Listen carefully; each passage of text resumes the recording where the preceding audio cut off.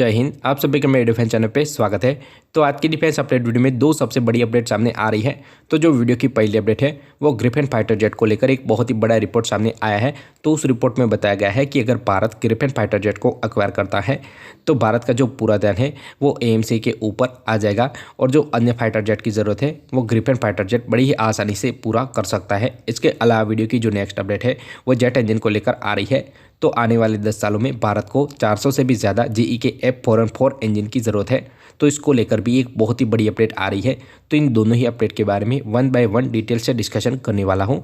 तो अगर आप मेरे डिफेंस चैनल पे नए हैं तो प्लीज़ मेरे डिफेंस चैनल को सब्सक्राइब करें, बेल आइकन दबाना ना भूलें और कमेंट सेक्शन में जय हिंद जय भारत जरूर लिखेगा। और आपको मेरा कंटेंट अच्छा लगता है तो वीडियो को लाइक भी कर दीजिएगा।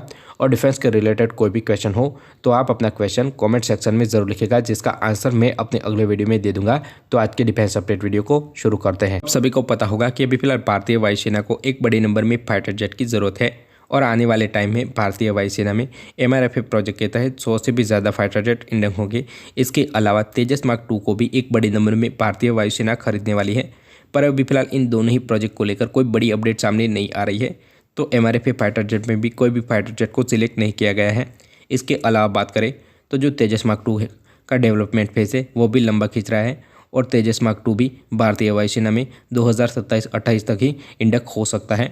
तो ओवरऑल बात करें तो भारतीय वायुसेना की जो मुश्किलें हैं वो और भी लगातार बढ़ती जा रही है। और इसके अलावा जो भारत के लिए खतरे हैं, यानी कि पहले भारत को सिर्फ एक ही ओर से खतरा था, यानी कि एक टाइम पे या तो चाइना या तो पाकिस्तान हमला कर सकता था। पर अभी फिलहाल सिनेरियो पूरी तरह से बदल चुका है। तो चाइना पाकिस्तान ने हाथ मिला लिया है। इनकेस भारत के साथ जंग होती है तो यह दोनों ही देश साथ में मिलकर भारत के ऊपर अटैक कर सकते हैं। और अगर इन दोनों देश के साथ अगर भारत को 2 फ्रंट वॉर करनी है तो भारतीय वायुसेना के पास मिनिमम 42 स्क्वाड्रन की ज़रूरत होनी चाहिए। पर अभी फिलहाल भारतीय वायुसेना की जो स्क्वाड्रन स्ट्रेंथ है वो लगातार गिर रही है। तो भारतीय वायुसेना में से पुराने मिक्स फाइटर जेट रिटायर हो रहे हैं। इसके अलावा आने वाले टाइम में भारतीय वायुसेना में से मिराज 2000, स्पेक्टर जगुआर, इसके अलावा MiG-29 UPGP वाले टाइम में रिटायर हो जाएंगे। तो अभी फिलहाल भारतीय वायुसेना में जो नए फाइटर जेट इंडक्ट हो रहे हैं वो उतने बड़े नंबर में इंडक्ट नहीं हो रहे हैं। तो भारतीय वायुसेना में नया फाइटर जेट यानी कि रफाल फाइटर जेट का इंडक्शन तो हुआ, पर वह भी सिर्फ 36 के नंबर में ही हुआ, जो कि भारतीय वायुसेना की जो रिक्वायरमेंट है उसको फुलफिल नहीं कर सकता है। इसके अलावा तेजस के बारे में बात करें तो उसका जो प्रोडक्शन रेट है वो भी बहुत ही ज़्यादा स्लो है। कंपैरिजन में हमारे कॉम्पिटिटर के बारे में देखोगे तो चाइना बहुत ही तेज़ी से अपनी वायुसेना में नए नए फाइटर जेट को इंडक्ट भी कर रहा है। तो अभी फिलहाल चाइना का जो प्रोडक्शन रेट है वो रशिया के प्रोडक्शन रेट से भी बढ़ गया है। इसके अलावा यह आगे जाके फ्यूचर में अमेरिका को टक्कर दे सकता है। तो अभी फिलहाल ओवरऑल बात करें तो जो भारत के पड़ोसी दुश्मन देश है वो लगातार अपनी वायुसेना को मॉडर्नाइज करने में लगे हुए हैं।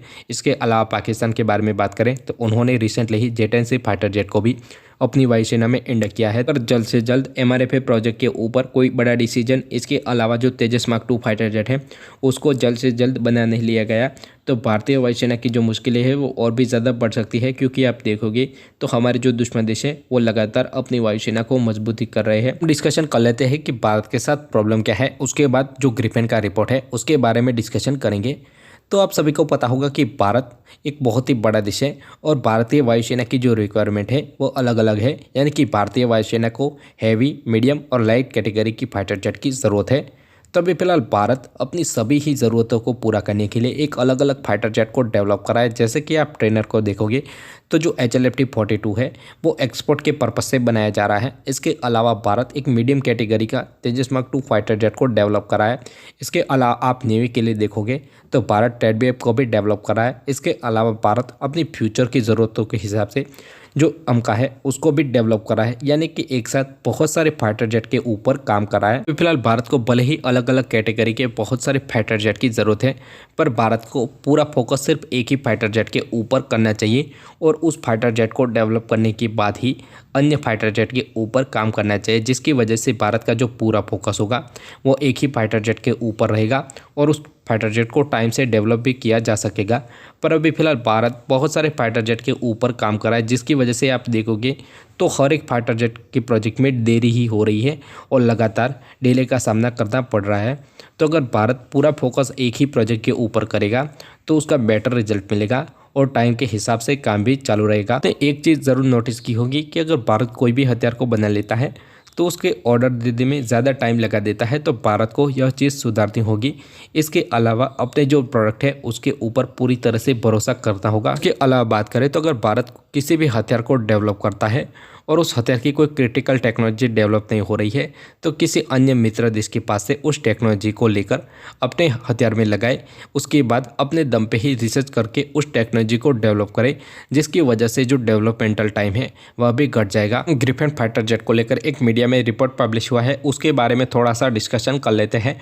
तो उस रिपोर्ट में यह बताया गया है कि अगर भारतीय वायुसेना 200 से भी ज़्यादा ग्रिफिन फाइटर जेट को परचेज करती है तो भारतीय वायुसेना की जो MRF फाइटर जेट की नीड है वह भी फुलफिल हो सकती है। इसके अलावा जो 120 मीडियम वेट कैटेगरी के फाइटर जेट है यानी कि तेजस मार्क 2, उसकी भी नीड यह ग्रिफिन फाइटर जेट पूरा कर सकता है। इसके अलावा ग्रिफिन फाइटर जेट की जो टेक्नोलॉजी है यानी कि 100% टेक्नोलॉजी है वह भी भारत के साथ शेयर होगी और जो यह नीड है वो ग्रिफिन फाइटर जेट बड़ी आसानी से पूरा कर देगा, जिसकी वजह से जो भारत का पूरा फोकस है वो AMCA प्रोजेक्ट के ऊपर रहेगा। इसके अलावा बात करें तो जो ग्रिफिन फाइटर जेट में जेट इंजन लगा हुआ है वो आने वाले टाइम में तेजस मार्क 2 और AMCA और TEDBA में भी लगने वाला है। तो एक तरह से बात करें कि इस रिपोर्ट में यह बताया गया है कि अगर भारत ग्रिफिन फाइटर जेट को परचेज करता है तो भारत को जेट इंजन मेंटेनेंस में भी उतनी ज़्यादा प्रॉब्लम नहीं आएगी, क्योंकि सेम टू सेम इंजन आने वाले फ्यूचर फाइटर जेट में भी लगने वाला है। तो इस रिपोर्ट के बारे में थोड़ा सा एनालाइज करें तो अगर भारत ग्रिफिन फाइटर जेट को परचेस करती है तो यह डायरेक्टली इम्पैक्ट तेजस मार्क 2 प्रोजेक्ट के ऊपर डालेगा। तो एक टाइम भारत इस प्रॉब्लम को भी इग्नोर कर देता है, पर जो ग्रिफिन फाइटर जेट है उसके कंपोनेंट अलग अलग कंट्री के पास से परचेज की गए हैं और ग्रिफिन फाइटर जेट को असेंबल करके यानी कि एक तरह से अलग अलग कंट्री के पास से पार्ट लेकर डेवलप किया गया है।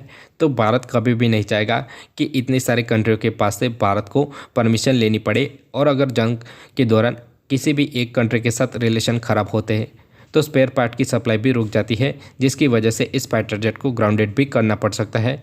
तो यह चीज़ कभी भी नहीं चाहेगा कि भारत की एयरफोर्स की जो फ्लीट है वो ग्राउंडेड हो जाएगी।